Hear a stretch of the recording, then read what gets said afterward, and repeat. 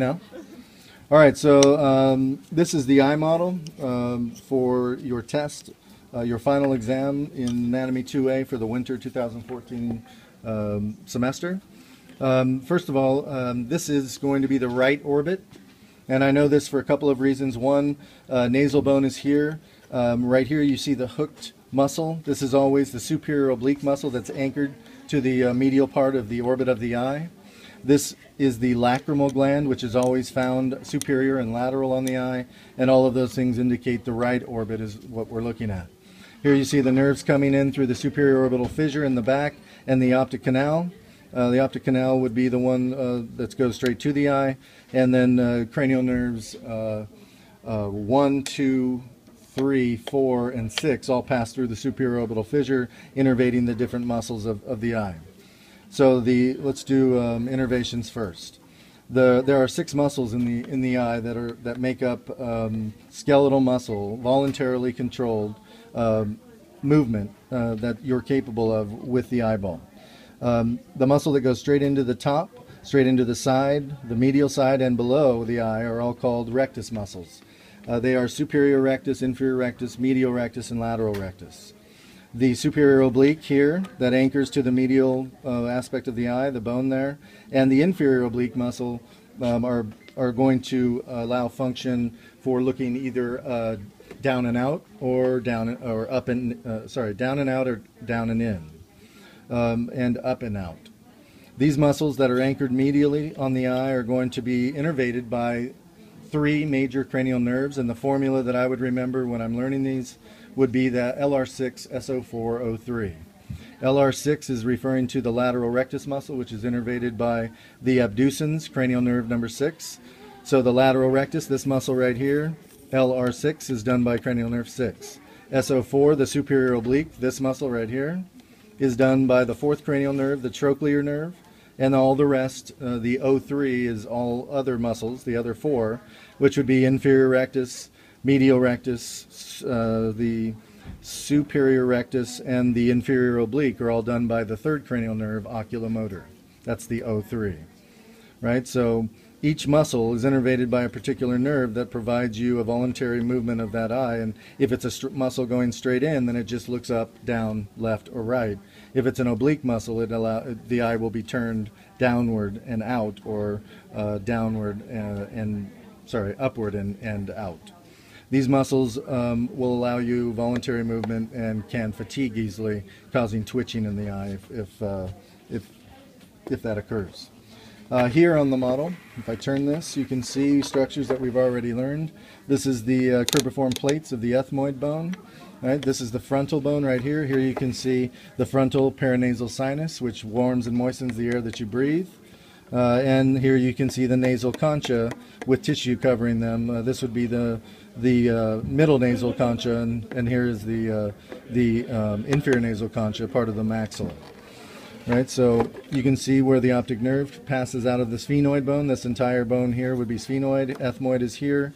This is the frontal bone here, and so you don't. This is all the 7 bones that make up the orbit of the eye, with structures passing through their openings. Obviously, these would be this is the cribriform plate. These are olfactory foramina. That's cranial nerve 1. Cranial nerve 2 is the optic. Cranial nerves 3, 4, and 6 all innervate the muscles of the eye, and then cranial nerve 8 would be coming from the structures of the inner ear through the internal acoustic meatus. Those are the major nerves that you guys got to know for this test. Okay, here you can see parts of the eye other than the muscles. This is the white of your eye is the sclera, right? The part that covers the front of your eye is the cornea. This is the lens that you can see inside right there. That's the lens. In this anterior segment right here, you'd have aqueous humor, and as you open up the eye and look into the back of the eye, you can see that in a moment that there will be another viscous fluid that's like a silicone gel type material, that is the vitreous humor. This orbit, or this eye by itself, must be the right eye because the lacrimal gland is present, and the lacrimal gland is always superior and lateral on that eye, making this the right eye. Here would be the superior oblique muscle. It would be anchored medial Medially, like we just mentioned, the colored portion of the eye, the brown portion that you see here, is the iris. In the middle of the iris, you have a controlled diameter opening, and that opening is the pupil, and that leads into the lens, which is behind it. The covering on the front of the eye is cornea. So as light comes into the eye, it's going to be bent or refracted at the cornea, at the front of the lens, and at the back of the lens. The image will be inverted and made smaller, and it will end up focusing back here on the fovea centralis, that image inverted and much smaller than it was originally.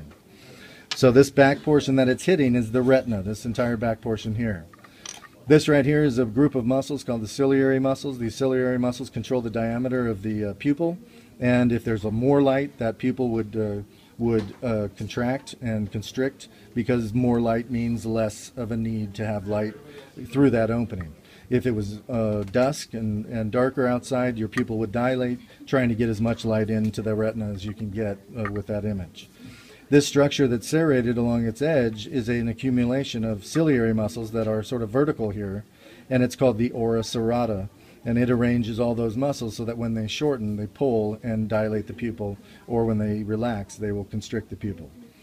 There are also ciliary muscles. In addition to ciliary muscles, these ciliary muscles are going to be controlling the strings that are connected around the circumference of this lens, and they will pull on those strings and either make the lens thinner or relax and make the lens thicker and refract the light as much as it needs to accommodate near vision or far vision, and put the image at the back of the eye, at the fovea.